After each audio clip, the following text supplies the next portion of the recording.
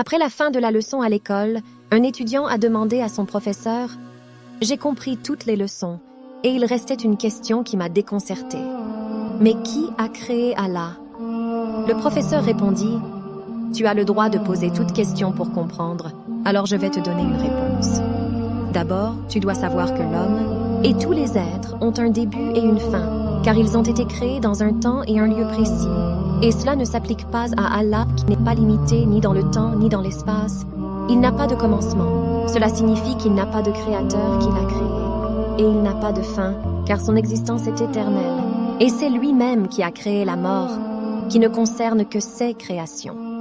Et supposant que Allah avait un créateur, alors le créateur lui-même aurait besoin d'un créateur précédent, et le créateur précédent nécessite l'existence d'un autre créateur avant lui, et c'est une série sans fin de dieux, qui ne peut être réalisée que par un premier Dieu, et c'est illogique.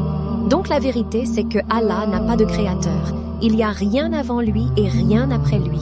Et la question qui a créé Allah, en soi c'est illogique, il vient du sens « qui a créé les humains ?» Allah, alors qui crée Allah? C'est comme le cas de demander « qui a cuit le pain ?» Le boulanger. Alors qui a cuit le boulanger?